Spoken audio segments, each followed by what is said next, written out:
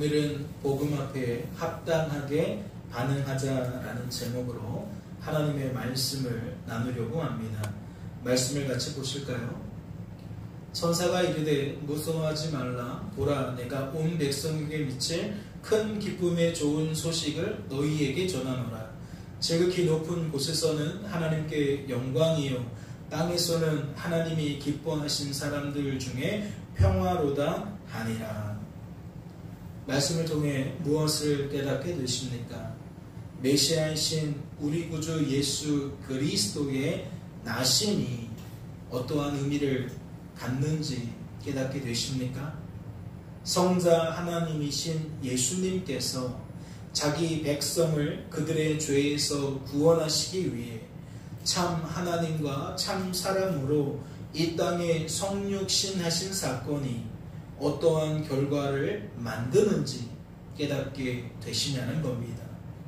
우선 메시아이신 우리 구주 예수 그리스도의 나심은 온 백성에게 미칠 큰 기쁨의 좋은 소식입니다. 어째서 그러합니까?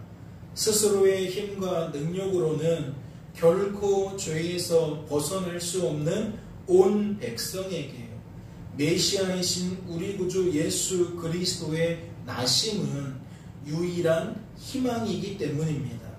즉, 악하고 약하고 무능한 우리들은 할 수 없지만 메시아이신 예수님은 능히 하실 수 있다는 거죠. 메시아이신 우리 구주 예수 그리스도는 우리들을 능히 죄에서 벗어나게 하실 수 있다는 거예요. 메시아이신 예수님은 능히 우리들을 죄에서 구원하실 수가 있다는 거죠. 그러니 메시아이신 우리 구주 예수 그리스도의 나심은 온 백성에게 미쳐질 큰 기쁨의 좋은 소식이라는 겁니다. 이해가 되셨어요? 우리 구주 예수 그리스도의 나심이 어떠한 의미라고요?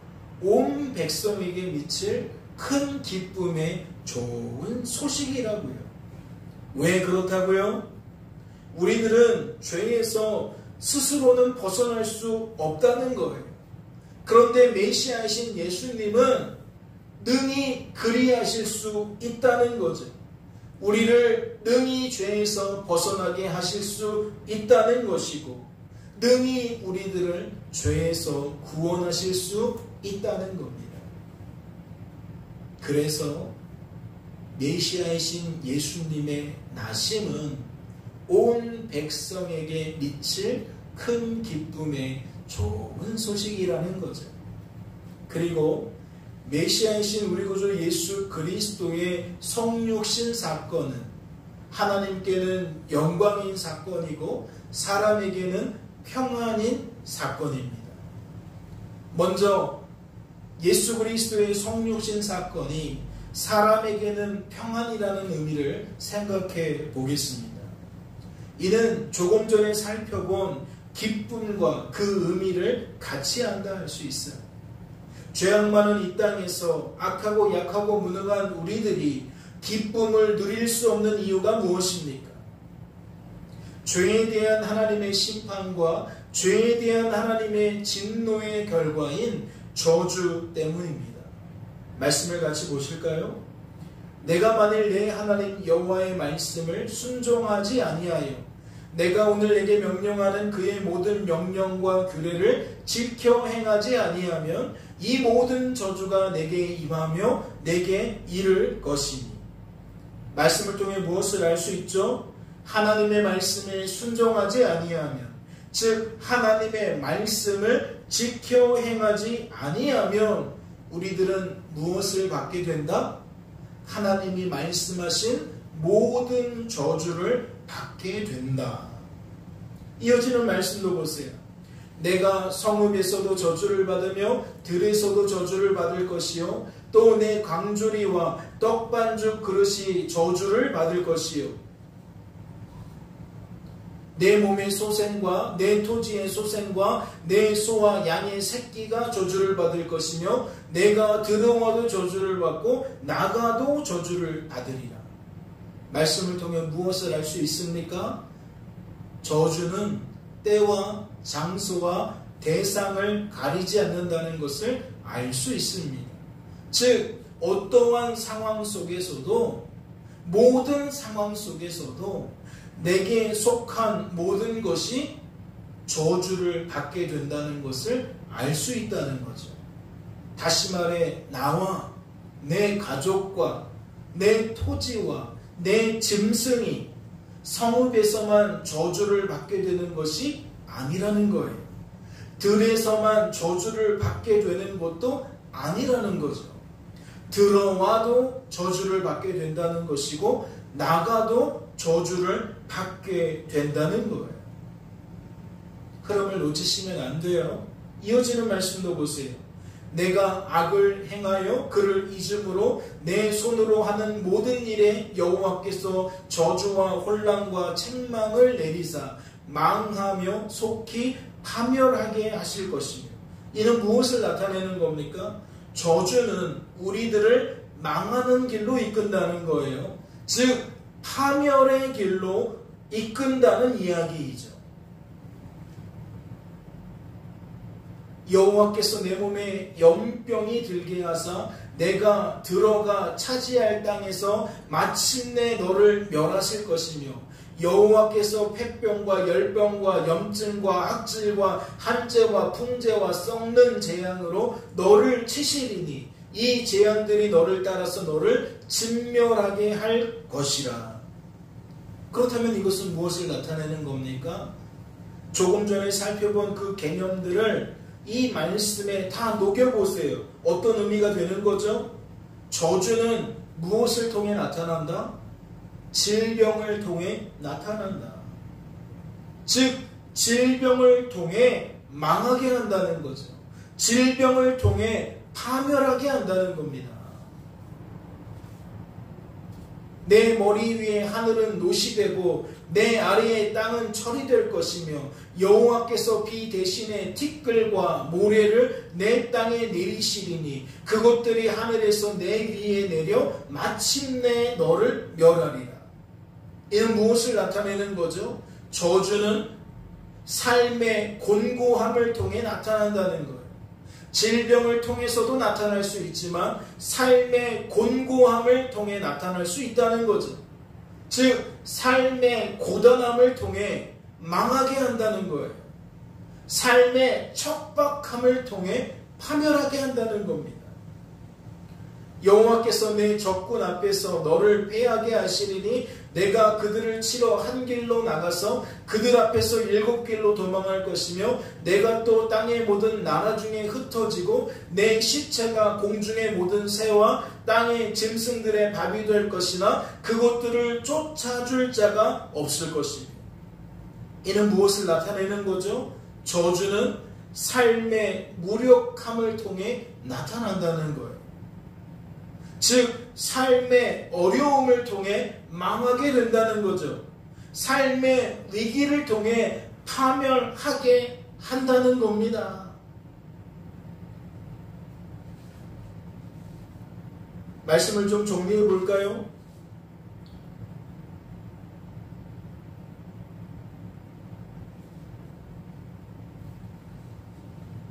하나님은 신명기 28장 15절 말씀을 통해 무엇을 천명하십니까? 하나님의 말씀에 순종하지 아니하면, 즉 하나님의 말씀을 지켜 행하지 아니하면 우리들은 반드시 저주를 받게 된다고 천명하십니다. 그리고 이 저주는 16, 17, 18, 19절 말씀을 통해 어떠한 개념을 잡을 수 있어요?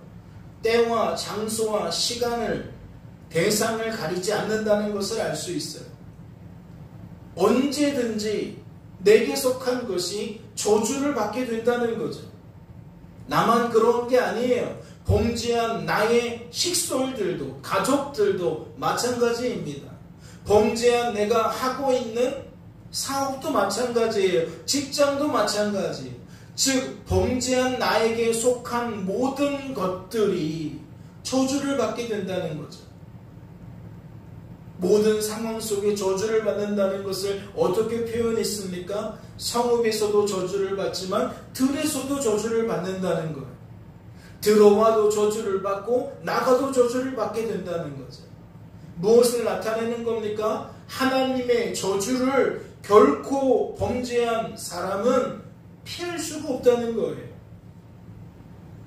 그리고 신명기 28장 20절 말씀은 무엇을 나타내는 거죠? 이 저주는 우리들을 반드시 망하는 길로 이끈다는 거예요. 범죄한 우리들을 반드시 파멸로 이끈다는 거죠.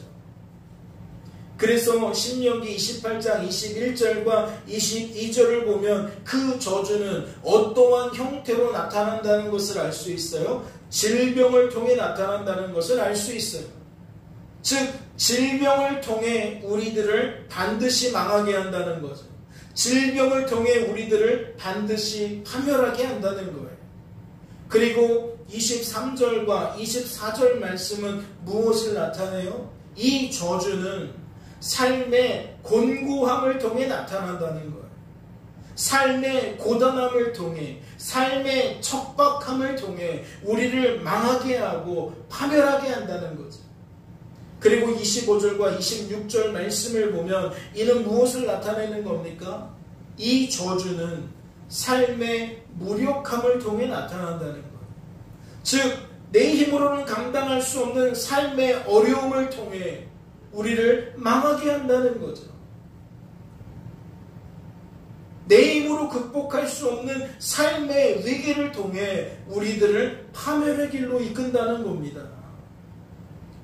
이 큰 카테고리가 27절부터 46절 말씀 속에서도 반복이 되어지고 있어요. 말씀을 보실까요? 여호와께서 애굽의 종기와 치질과 괴혈병과 피부병으로 너를 치시리니 내가 치유받지 못할 것이며 여호와께서 또 너를 미치는 것과 눈머는 것과 정신병으로 치시리니. 어디에 속한 얘기를 하는 거예요? 질병에 속한 이야기를 하는 거예요. 맹인이 어두운 데서 더듬는 것과 같이 내가 백주에도 더듬고 내 길이 형통하지 못하며 항상 압제와 노략을 당할 뿐이리니 너를 구원할 자가 없을 것이며 내가 여자와 약혼하였으나 다른 사람이 그 여자와 같이 동침할 것이요 집을 건축하였으나 거기에 거주하지 못할 것이요 포도원을 심었으나 내가 그 열매를 따지 못할 것이며. 무엇을 나타내는 거죠? 삶의 무력함과 삶의 곤고함을 나타내는 거죠. 내 소를 내 목전에서 잡았으나 내가 먹지 못할 것이며 내 나귀를 내 목전에서 빼앗겨도 도로 찾지 못할 것이며 내 양을 원수에게 빼앗길 것이나 너를 도와줄 자가 없을 것이며 내 자녀를 다른 민족에게 빼앗기고 종일 생각하고 찾음으로 눈이 피곤하여지나 내 손에 힘이 없을 것이며 내 토지 소산과 내 수고로 얻은 것을 내가 알지 못하는 민족이 먹겠고 너는 항상 압제와 학대를 받을 뿐이리니 이러므로 내 눈에 보이는 일로 말미암아 내가 미치리라. 여호와께서 내 무릎과 다리를 쳐서 고치지 못한 심한 종기를 생기게 하여 발바닥에서부터 정수리까지 이르게 하시리라. 여호와께서 너와 내가 세울 내 임금을 너와 내 조상들이 알지 못하던 나라로 끌어가시리니 내가 거기서 목석으로 만든 다른 신들을 섬길 것이니 여호와께서 너를 끌어가시는 모든 민족 중에서 내가 놀람과 속담과 비방거리가 될 것이라. 내가 많은 종자를 들에 뿌릴지라도 메뚜기가 먹음으로 거둘 것이 적을 것이며 내가 포도원을 심고 가꿀지라도 벌레가 먹음으로 포도를 따지 못하고 포도주를 마시지 못할 것이며 내 모든 경내에 감람나무가 있을지라도 그 열매가 떨어짐으로 그 기름을 내 몸에 바르지 못할 것이며 내가 자녀를 낳을지라도 그들이 포로가 되므로 너와 함께 있지 못할 것이며 내 모든 나무와 토지 소산은 메뚜기가 먹을 것이며 너희 중에 우고하는 이방인은 점점 높아져서 내 위에 뛰어나고 너는 점점 낮아질 것이며 그는 내게 구워줄지라도 너는 그에게 구워주지 못하리니 그는 머리가 되고 너는 꼬리가 될 것이며 내가 내 하나님의 여호와의 말씀을 청종하지 아니하고 내게 명령하신 그의 명령과 규례를 지키지 아니하므로 이 모든 저주가 내게 와서 너를 따르고 내게 이르러 마침내 너를 멸하리니 이 모든 저주가 너와 네 자손에게 영원히 있어서 표징과 훈계가 되리라. 어떠한 내용을 담고 있는지 이해가 되시죠? 앞서 살펴보았던 이 큰 카테고리 안에 모든 것들이 반복되고 있어요. 저주는 질병을 통해 나타난다는 것이고, 삶의 곤고함을 통해서, 즉 고단함과 척박함을 통해서 나타난다는 것이며, 또한 삶의 무력함을 통해, 즉 삶의 어려움과 삶의 위기를 통해 나타난다는 거예요. 즉 이 모든 것들이 조화를 이루어서 우리를 어떠한 길로 이끈다? 망하는 길로 이끈다. 파멸의 길로 이끈다. 즉 저주의 최종적인 목적은 무엇이냐? 우리들을 망하게 하는 거라는 거예요. 우리를 파멸하게 한다는 거죠. 그러니 잘 생각해 보세요. 과연 이러한 저주 속에서 누가 기쁨을 누릴 수 있을까요? 날마다 질병에 시달리면서, 날마다 삶의 곤고함을 경험하면서, 날마다 삶의 무력함을 경험하면서 과연 누가 기쁨을 누리겠냐는 거죠. 과연 누가 그 속에서 평안을 누릴 수 있겠냐는 겁니다. 예, 없어요. 없다고요. 그렇다면 다시 여쭙지요. 누가복음 2장 10절과 14절 말씀은 무엇을 나타내는 거죠? 메시아이신 우리 구주 예수 그리스도께서 참 사람과 참 하나님으로 이 땅에 오신 사건은, 즉 성육신 사건은 어째서 사람에게 평안인지를 나타내는 거예요. 어째서 사람에게 기쁨인지를 나타낸다고요. 그렇다면 이것은 어떠한 연관성이 있는 겁니까? 메시아이신 우리 구주 예수 그리스도는 우리들을 죄에서 벗어나게 만드신다는 거예요. 우리는 결코 조금 전에 살펴본 그 말씀의 내용을 피할 수가 없잖아요. 그런데 메시아이신 우리 구주 예수 그리스도는 우리를 그 저주에서 피하게 만드신다는 거죠. 우리를 그 저주에서 벗어나게 만드신다는 겁니다. 이해가 되셨어요? 왜 평안인지 이해가 되셨냐고요? 왜 예수 그리스도의 나심이 우리에게 기쁨인지 이해가 되셨냐는 겁니다. 그렇다면 메시아이신 우리 구주 예수 그리스도의 성육신 사건은 어째서 하나님께 영광인 사건입니까? 기쁨의 좋은 소식이라는 거 이해했어요. 사람에게 평안이다라는 것도 이해했어요. 그러면 이제 무엇이 남은 거죠? 왜 이것이 하나님께 영광이냐라는 것이 남은 거죠. 이는 하나님의 공의와 하나님의 사랑을 나타낸 사건이기 때문입니다. 말씀을 보세요. 선악을 알게 하는 나무의 열매는 먹지 말라. 내가 먹는 날에는 반드시 죽으리라 하시리라. 말씀을 통해 무엇을 깨닫게 되십니까? 죄의 삭은 사망이라는 것을 깨닫게 되시나요? 하나님의 말씀을 지켜 행하지 않으면 반드시 저주받게 된다는 것을, 즉 반드시 망하게 된다는 것을, 반드시 파멸하게 된다는 것을 깨닫게 되시냐는 거예요. 그렇다면 이 창세기 말씀은 무엇과 그 뜻이 닿아 있는 겁니까? 조금 전에 우리들이 살펴본 신명기 28장과 그 뜻이 닿아 있는 겁니다. 내가 내 하나님 여호와의 말씀을 청종하지 아니하고 내게 명령하신 그의 명령과 규례를 지키지 아니하므로 이 모든 저주가 내게 와서 너를 따르고 내게 이르러 마침내 너를 멸하리니.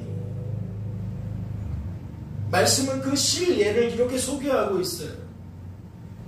아담이 이르되 하나님이 주셔서 나와 함께하게 하신 여자, 그가 그 나무 열매를 내게 주므로 내가 먹었나이다. 먹지 말라고 했는데 먹었다는 얘기예요. 여호와 하나님이 여자에게 이르시되 내가 어찌하여 이렇게 하였느냐? 왜 먹었어? 라고 묻는 거죠. 여자가 이르되 뱀이 나를 깨물어 내가 먹었나이다. 여호와 하나님의 뱀에게 이르시되 내가 이렇게 하였으니 내가 하와를 미혹하고 유혹하여 먹지 말라 한 것을 먹게 만들었으니 내가 모든 가축과 들의 모든 짐승보다 더욱 저주를 받아 배로 다니고 살아있는 동안 흙을 먹을지니라. 내가 너로 여자와 원수가 되게 하고 내 후손도 여자의 후손과 원수가 되게 하리니 여자의 후손은 내 머리를 상하게 할 것이요 너는 그의 발꿈치를 상하게 할 것이니라 하시고, 뱀에 대한 저주가 무엇인지 소개하고 있는 거죠. 또 여자에게 이르시되 내가 내게 임신하는 고통을 크게 더하리니 내가 수고하고 자식을 낳을 것이며 너는 남편을 원하고 남편은 너를 다스릴 것이니라 하시고, 이는 여자에게 부어진 저주를 말하는 거죠. 아담에게 이르시되 내가 내 아내의 말을 듣고 내가 내게 먹지 말라 한 나무의 열매를 먹었은즉 땅은 너로 말미암아 저주를 받고 너는 내 평생에 수고하여야 그 소산을 먹으리라. 이 17절 말씀 잘 보면 신명기 28장과 많이 닮아있죠.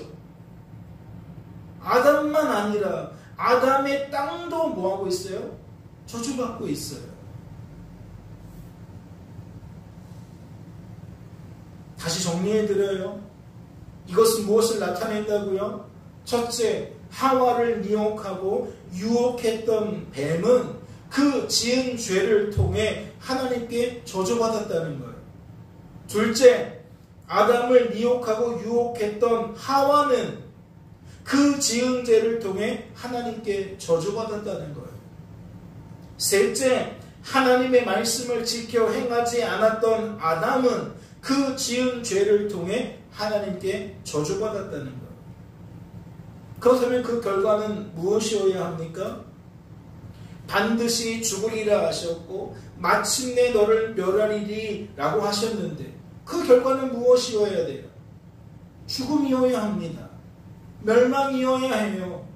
다시 말해 앞서 살펴본 신명기 28절 말씀처럼 28장 말씀처럼 질병을 통해서든 삶의 곤고함을 통해서든 삶의 무력함을 통해서든 죄를 범한 그들은 반드시 죽어야 한다는 거죠. 마침내 멸망해야 한다는 겁니다. 그렇다면 생각해 보세요. 이 19절 말씀은 무엇을 암시하고 있을까요? 내가 흙으로 돌아갈 때까지 얼굴에 땀을 흘려야 먹을 것을 먹으리니 내가 그곳에서 취함을 입었습니다. 너는 흙이니 흙으로 돌아갈 것이니라 하시니라. 무엇을 암시하는 것 같아요?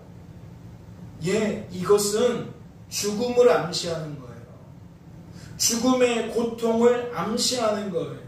즉 저주받게 된 아담과 하와와 뱀은 이 땅에서 죽을 때까지 날마다 죽음의 고통을 경험하는 삶을 살게 된다는 거죠. 그리고 결국 어떠한 결과로 이어진다? 죽음으로 이어진다. 사는 날 동안의 죽음의 고통의 연속이고 결국 죽음을 피할 수 없다는 거예요. 그러니까 창세기 말씀과 신명기의 말씀은 그 뜻이 완벽하게 닿아 있는 거죠. 그렇다면 죽음과 죽음의 고통은 무엇을 나타내는 겁니까? 이는 하나님의 공의를 나타내는 거예요. 하나님의 말씀을 지켜 행하지 않는 자에게 반드시 죽으리라고 말씀하신 그 말씀대로 마침내 멸하리라 하신 하나님의 그 말씀대로 죄에 대한 하나님의 심판과 죄에 대한 하나님의 진노의 결과인 저주를 내리셔서 죽음의 고통을 당하게 하신 거니까 이는 하나님의 공의로우심을 나타낸다는 거죠. 우리는 이것을 명심해야 돼요. 우리의 처지가 어떠한지 우리는 이것을 놓치면 안 돼요. 잊어버리면 안 됩니다. 그렇다면 말씀을 보세요. 그는 실로 우리의 질고를 지고 우리의 슬픔을 당하였거늘 우리는 생각하기를 그는 징벌을 받아 하나님께 맞으며 고난을 당한다 하였노라. 그가 찔림은 우리의 허물 때문이요 그가 상함은 우리의 죄악 때문이라. 그가 징계를 받음으로 우리는 평화를 누리고 그가 채찍에 맞음으로 우리는 나음을 받았도다. 이것은 무엇을 나타내고 있는 걸까요? 말씀을 자세히 보면 온통 어떠한 언어로 채워져 있습니까? 죽음에 관한 언어가 가득합니다. 죽음에 관한 고통의 언어로 채워져 있다는 거죠. 다시 여쭙겠습니다. 이것은 무엇을 나타내는 겁니까? 이는 놀랍게도 하나님의 사랑을 나타내는 겁니다. 왜 그렇죠? 저 질고와 슬픔과 징벌과 고난과 찔림과 상함과 징계와 채찍은 질병을 통해서든 삶의 곤고함을 통해서든 삶의 무력함을 통해서든 죄를 범한 우리들이 이 땅에서 사는 중에 경험해야 되는 죽음의 고통을 의미합니다. 그리고 저러한 고통들이 결국 우리를 죽음으로 이끌 거예요. 그런데 말씀에서 소개하고 있는 그는 우리가 아닙니다. 말씀에 소개하고 있는 그는 우리 구주 예수 그리스도를 의미해요. 메시아이신 우리 구주 예수 그리스도를 의미한다고요.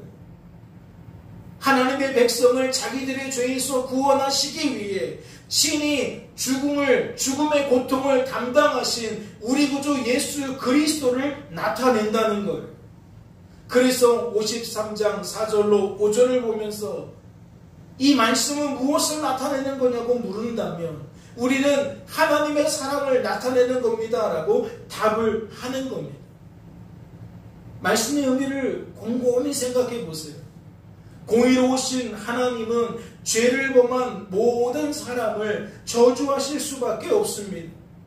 공의로우신 하나님은 누군가를 임의로 제외시킬 수 없다는 거죠. 누군가는 사랑해서 빼낼 수 없다는 거예요. 누군가는 예뻐서 다른 방식으로 대할 수 없다는 거죠. 공의로우신 하나님은 공의로우시기 때문에 죄를 범한 모든 사람에게 죽음의 고통을 내리실 수밖에 없다는 거예요. 그런데 우리 하나님은 공의로우신 분이면서 동시에 사랑이신 하나님이에요. 그러니까 사랑이신 하나님은 하나님의 백성을 결코 내버려 두실 수가 없는 거죠. 공의로우신 하나님은 특별히 무언가를 할 수 없는데 사랑이신 하나님은 특별히 무언가를 하게 만드신다는 거예요.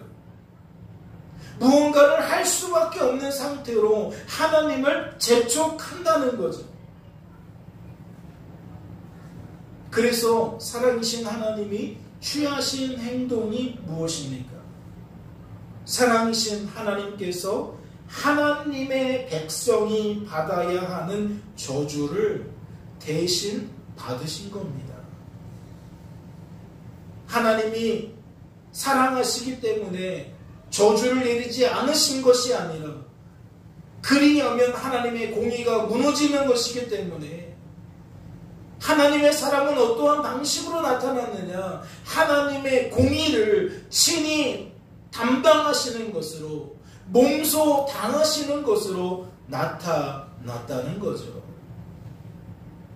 즉 예수님은 말씀에 소개된 것처럼 질고를 당하실 이유가 없어요. 슬픔을, 징벌을, 고난을 당할 까닭이 없습니다. 죄가 없는 그분이, 하나님이신 그분이 찔림을 받고 상함을 받고 징계를 받고 채찍을 맞을 까닭이 1도 없다는 거죠. 그러나 누구를 위해 그리하셨다는 거예요? 하나님의 백성을 위해, 하나님의 자녀를 위해 친히 그리하셨다는 겁니다. 왜요? 하나님의 공의를 따라 구원하시기 위해서요. 사랑이신 하나님은 하나님의 공의를 따라 하나님의 자녀를 죄의 삭신 사망에서 벗어나게 하시려고, 즉 모든 저주에서 벗어나게 하시려고 친히 죄의 삭신 사망을 몸소 당하셨다는 거죠. 모든 저주를 몸소 당하셨다는 겁니다. 그렇다면 다시 여쭙지 않을 수 없어요. 메시아이신 우리 구주 예수 그리스도의 성육신 사건은 어째서 하나님께 영광인 사건입니까? 이는 하나님께서 하나님의 사랑을 하나님의 공의를 따라 친히 이루신 사건이기 때문입니다. 즉 메시아이신 우리 구주 예수님께서 이 땅에 나심은 하나님의 사랑과 하나님의 공의가 모두 성취된 사건이라는 거죠. 하나님의 사랑이 하나님의 공의와 상충되지 않았다는 겁니다. 하나님의 공의가 하나님의 사랑에 상충되지 않았다는 거죠. 그러니 이것은 하나님께 영광인 것이고 그 은혜의 수혜자라 할 수 있는 하나님의 백성과 자녀에게는 무한 감사인 것이지요. 말씀을 보세요. 찬송하리로다. 하나님 곧 우리 주 예수 그리스도의 아버지께서 그리스도 안에서 하늘에 속한 모든 신령한 복을 우리에게 주시되 곧 창세전에 그리스도 안에서 우리를 택하사 우리로 사랑 안에서 그 앞에 거룩하고 흠이 없게 하시려고 그 기쁘신 뜻대로 우리를 예정하사 예수 그리스도로 말미암아 자기의 아들들이 되게 하셨으니 이는 그가 사랑하시는 자 안에서 우리에게 거저 주시는 바 그의 은혜의 영광을 찬송하게 하려는 것이라. 그래서 말씀은 구원받은 성도에게 즉 하나님의 백성과 하나님의 자녀에게 무엇을 요구하고 있는 겁니까? 우리에게 거저 주신 바 그의 은혜의 영광을 찬송할 것을 요구하고 계신 겁니다. 다시 말해 감사와 찬양으로 하나님께 영광 돌릴 것을 요구하고 있다는 거죠. 그렇다면 이것이 의미하는 바가 무엇입니까? 메시아이신 우리 구주 예수 그리스도의 성육신 사건은 그 자체로 하나님께 영광인 사건이지만 구원받은 성도들이 거저받은 은혜를 인하여 하나님께 감사와 찬양으로 영광 돌리기 때문에도 하나님께 영광이라는 거예요. 하나님께 영광이라는 의미는 그 자체로도 영광이라는 뜻이고 구원받은 성도가 하나님께 영광 돌리기 때문에 또한 영광이라는 겁니다. 사랑하는 성도 여러분, 그렇다면 묻지 않을 수 없습니다. 이 복음을 듣게 된 성도는 어떻게 반응해야 됩니까? 메시아이신 우리 구주 예수 그리스도의 성육신 사건은 하나님의 백성과 하나님의 자녀들을 어떠한 상태로 만들겠냐는 거죠. 어찌 반응하도록 이끌겠냐는 겁니다. 첫째, 기쁨이어야 합니다. 이 복음을 듣게 된 성도는 이 복음을 통해 하나님의 백성과 하나님의 자녀가 된 성도는 기쁨으로 반응해야 한다는 거죠. 둘째, 평안이어야 합니다. 셋째, 감사이어야 합니다. 넷째, 찬양이어야 합니다.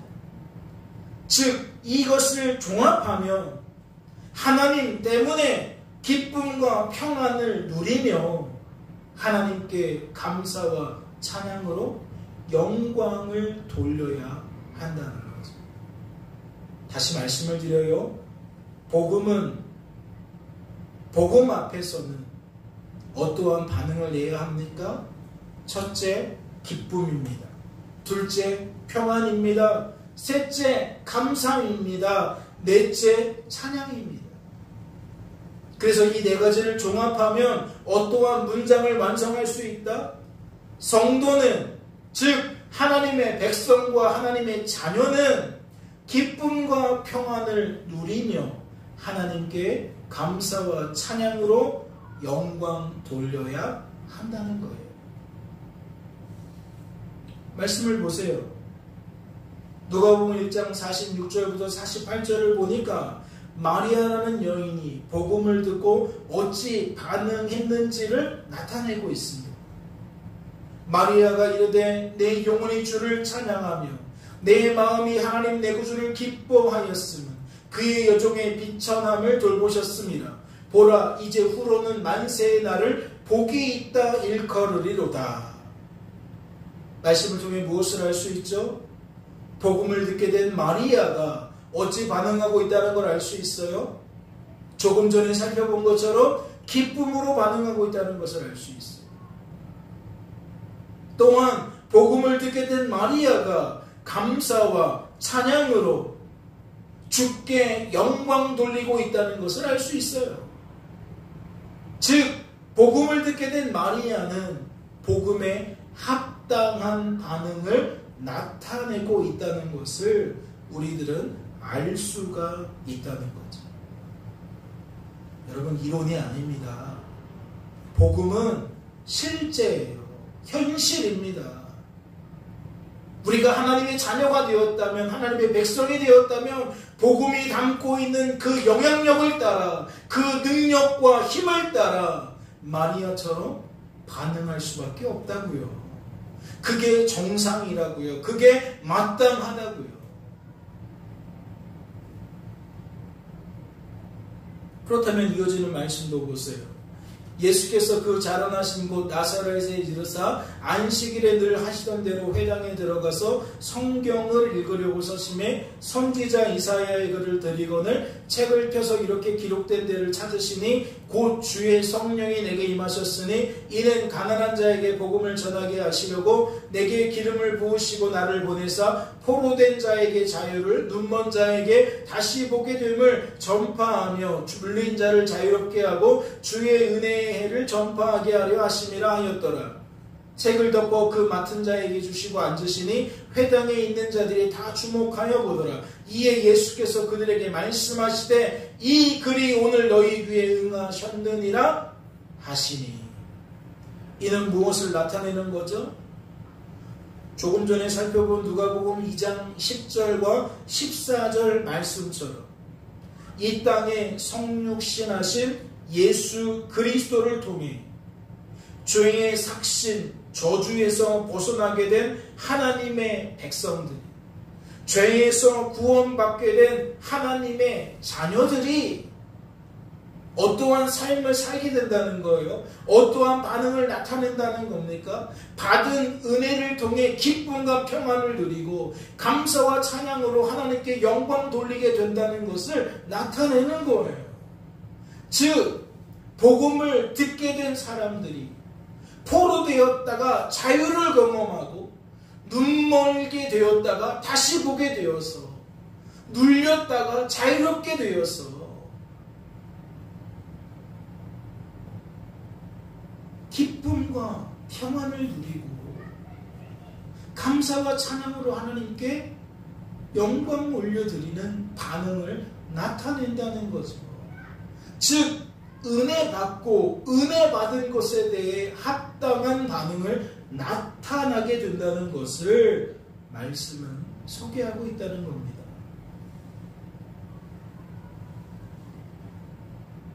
말씀을 보세요. 하지만 오늘 본문 말씀은 전혀 그러하지 않은 모습을 함께 나타내고 있습니다. 또 다른 안식일에 예수께서 회당에 들어가서 가르치실새 거기 오른손 마른 사람이 있는지라. 서기관과 바리새인들이 예수를 고발할 증거를 찾으려 하여 안식일에 병을 고치시는가 엿보니 예수께서 그들의 생각을 아시고 손 마른 사람에게 이르시되 일어나 한가운데 서라 하시니 그가 일어나 서거늘 예수께서 그들에게 이르시되 내가 너희에게 묻노니 안식일에 선을 행하는 것과 악을 행하는 것, 생명을 구하는 것과 죽이는 것 어느 것이 옳으냐 하시며 무리를 둘러보시고 그 사람에게 이르시되 내 손을 내밀라 하시니 그가 그리함에 그 손이 회복된지라. 그들은 노기가 가득하여 예수를 어떻게 할까 하고 서로 의논하니라. 말씀에 기묘한 반응을 나타내는 그룹이 있죠. 누굽니까? 서기관과 바리새인들입니다. 당대의 종교 지도자들이에요. 그들은 복음에 합당한 반응을 나타내지 못하고 있습니다.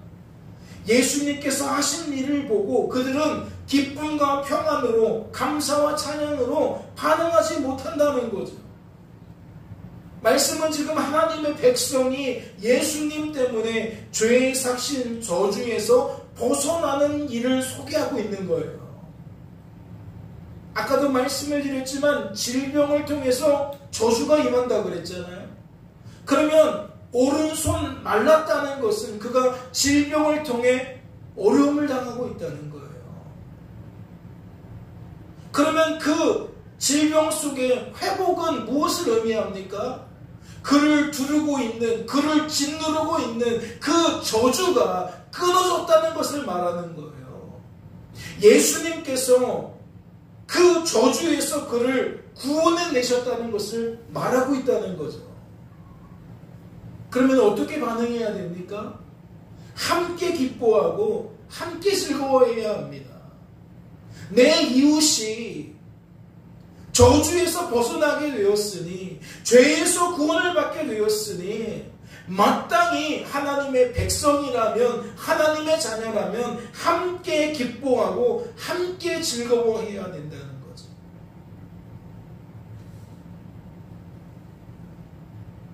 그렇다면 이것은 어떠한 장면을 떠올리기에 충분합니까? 우리가 지난 수요예배 시간에 살펴본 사가랴와 엘리사벳의 기사를 통해 떠올릴 수가 있는 거죠. 천사가 그에게 이르되 사가랴여 무서워하지 말라. 너의 간구함이 들린지라. 내 아내 엘리사벳이 내게 아들을 낳아주리니 그 이름을 요한이라 하고 너도 기뻐하고 즐거워할 것이요 많은 사람도 그의 태어남을 기뻐하리니.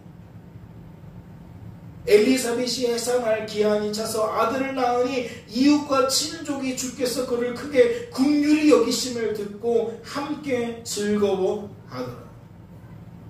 나이가 많도록 자식을 얻을 수 없었던 사가랴와 엘리사벳이 하나님의 말씀대로 아들을 얻게 되었을 때에, 즉 세례 요한을 낳게 되었을 때에 어떠한 반응이 나타났습니까? 하나님의 말씀대로 사가랴와 엘리사벳이 기뻐했을 뿐만 아니라 많은 사람이, 즉 이웃과 친족이 함께 즐거워했다는 것을 알 수가 있습니다.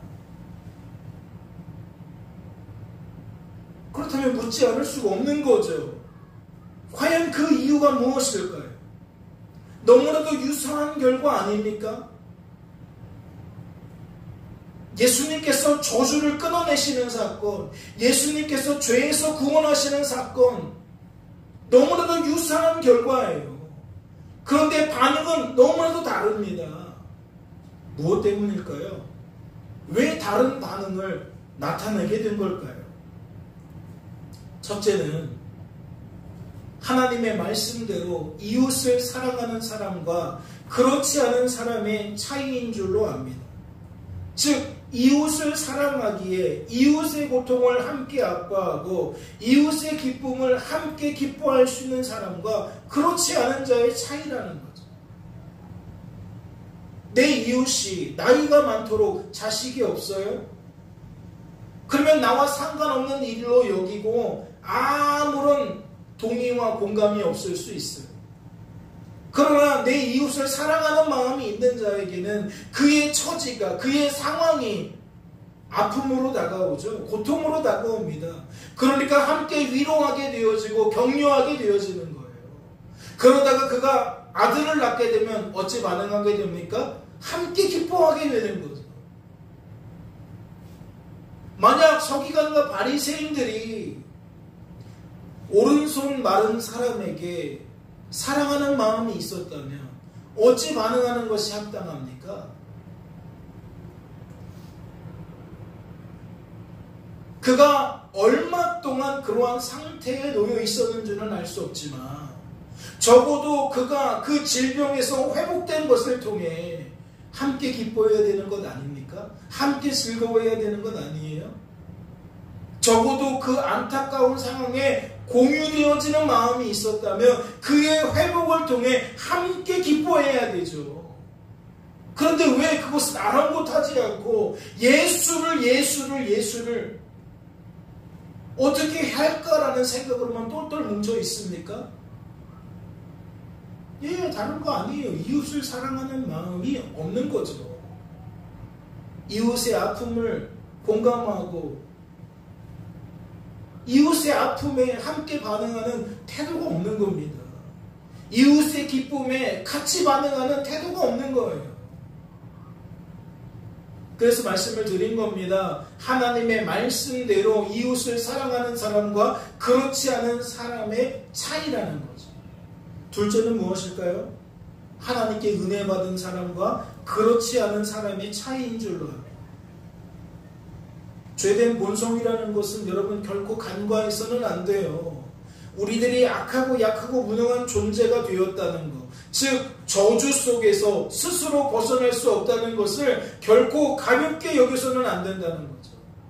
저주 아래 있기에 우리는 내 이웃을 내 몸과 같이 사랑하라는 하나님의 말씀을 들어도 어찌 반응할 수가 없습니까? 사랑할 수가 없는 거예요. 나를 중히 여길 수밖에 없는 거예요. 타인을 경히 여길 수밖에 없다는 거죠. 따라서 죄된 본성에 갇혀 살아갈 수밖에 없는 우리들은, 즉 내 이웃을 내 몸과 같이 사랑할 수 없는 우리들은 반드시 하나님께 은혜를 받아야 한다는 거죠. 그래야만 내 이웃을 내 몸과 같이 사랑할 수가 있다는 거예요. 이걸 성향과 성품으로 사람들은 해석하지만 말씀은 그렇게 소개하고 있지 않다는 거예요. 타인의 아픔에 어떻게 공감해요? 타인의 어려움에 어떻게 마음을 맞추게 됩니까? 하나님의 은혜가 그의 마음을 그렇게 바꿔놓은 거예요. 하나님의 은혜가 없으니까 건조한 삶이 되는 거예요.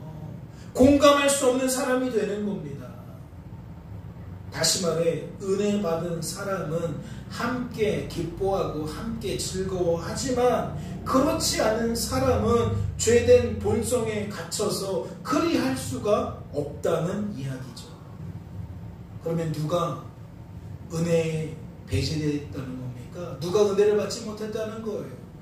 서기관과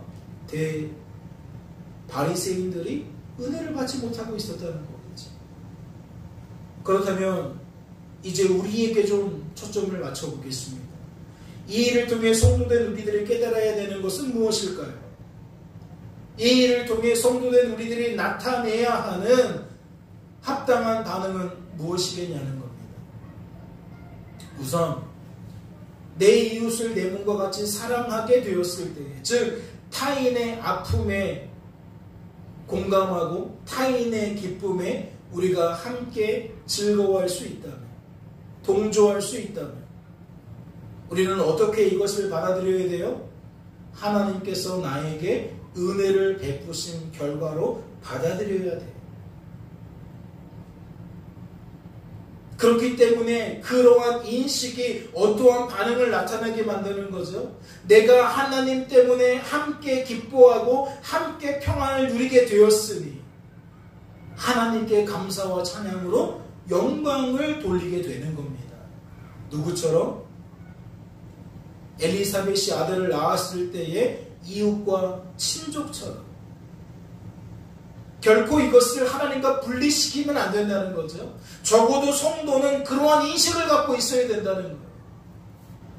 세상 사람들처럼 자고할 일도 아니고 하나님을 빼놓고 마치 내가 한 것처럼 나의 성향과 성품이 그렇게 만든 것처럼 오해하고 착각해서도 안 된다는 것이죠. 나를 특별하게 여길 게 아니라는 거예요. 나를 탁월하게 여길 게 아니라는 겁니다. 하나님께 모든 영광을 돌려야 한다고요. 그리고 반대의 경우도 있었겠죠. 내 이웃을 만약 내 몸과 같이 사랑할 수 없었을 때에는 우리들은 어떻게 반응해야 될까요? 하나님의 은혜가 나에게 반드시 필요한 줄로 알고 나의 악하고 약하고 무능함을 자복하며 하나님께 도움을 구해야 합니다. 하나님께 은혜를 구해야 돼요. 결코 말씀에 소개된 저 서기관과 바리새인들처럼 우리가 행동해서는 안 된다는 거죠. 결코 저들처럼 주어진 삶 속에서 반응해서는 안 된다는 거예요. 하나님께서 듣게 하신 이유가 있고 하나님께서 보게 하신 이유가 있어요. 그러니까 우리가 복음에 합당하게 반응하게 되면 하나님께 영광 올려드리라는 거예요. 그리고 합당하게 반응하지 못하게 되었을 때에는 합당하게 반응할 수 있도록 하나님께 도움을 요청하라는 거죠. 이래나 저래나 하나님과 생각이 계속 연결을 갖고 반응한다는 겁니다. 제일 안타까운 건 뭐예요? 이렇든 저렇든 하나님과 떨어져 있는 생각 속에 사는 거예요. 거듭해서 말씀을 드리지만 나는 원래 그런 사람이야 라고 치부해 버리는 거죠. 나는 성격이 내향인이고 감성적인 사람이기 때문에 그렇게 반응하는 거야. 천만의 말씀이에요. 나는 외향적인 사람이기 때문에 가만히 있을 수가 없어. 발벗고 나설 수밖에 없어. 천만에요. 그거는 우리 식대로 하나님을 잊어버린 우리의 해석이고, 성경은 성도가 주어진 삶을 그렇게 바라보고 그렇게 받아들이라고 말하고 있지 않다는 거죠. 오늘 설교의 제목은 복음 앞에 합당하게 반응하자는 거예요. 즉 말씀대로 반응하자는 거죠. 새롭게 주어진 한 주간의 삶 속에서 복음이 여러분을 기쁨으로 평안으로 충만케 만들기를 소망합니다. 그리고 함께 기뻐하고 함께 즐거워하는 결과로 이어지기를 바라요. 그래서 나 혼자만 하나님께 영광을 올려드리는 것이 아니라 우리 그룹이 함께 하나님께 영광을 올려드릴 수 있기를 주의 이름으로 축원합니다. 잠시 기도하겠습니다. 하나님 아버지 감사합니다. 오늘도 말씀을 통해 우리의 그릇된 생각과 감정과 의지를 깨우치시고 하나님께서 복음으로 단단히 무장시켜 주시니 감사합니다. 우리는 일상을 살아가면서 우리의 시선과 마음과 생각을 너무나도 하나님이 아닌 것을 향하게 만들 때가 많습니다. 우리의 시선이 하나님과 단절되어질 때가, 우리의 마음이 하나님과 단절되어질 때가, 우리의 생각이 하나님과 단절되어질 때가 너무나도 많습니다. 그리고 그 속에서 부자연스러움을 느끼지 못합니다. 너무나도 자연스러움 속에서 그리 반응합니다. 이는 무엇을 나타내는 겁니까? 우리의 죄된 본성이 얼마나 강력한 것인지를 나타내는 겁니다. 우리들은 결코 스스로의 힘과 능력으로는 죄에서 벗어날 수 없음을, 저주에서 벗어날 수 없음을 나타내는 것인 줄로 압니다. 그렇다면 우리를 기다리는 것은 멸망밖에 없습니다. 파멸밖에 없습니다. 그러나 주님, 우리는 하나님께 소망을 둡니다. 우리는 그러할지라도 우리 안에서 살아서 역사하시는 하나님은 그러한 우리들을 내버려 두실 수가 없어서 이 큰 일을 행하신 것 아닙니까? 십자가에 달려 대신 죽음의 고통을 몽소당하신 것 아닙니까? 우리를 죽기까지 사랑하신 것이 아닙니까? 그러니 주님, 그러한 주님을 신뢰합니다. 그러한 주님을 의지합니다. 새롭게 주어진 이 한 주간의 삶 속에서 하나님과 단절된 상태로 살아가지 않게 하여 주옵소서. 하나님과 동행하는 삶을 살게 하여 주옵소서. 하나님 안에서 살게 하여 주옵소서. 그리하여 오늘 말씀의 제목처럼 복음 앞에 날마다 합당하게 반응하는 삶을 살아가게 하옵소서. 주께서 우리를 붙들어 주실 줄로 믿고 감사드리며 이 모든 말씀 우리를 주에서 구원하신 예수님의 이름으로 기도하옵나이다. 아멘.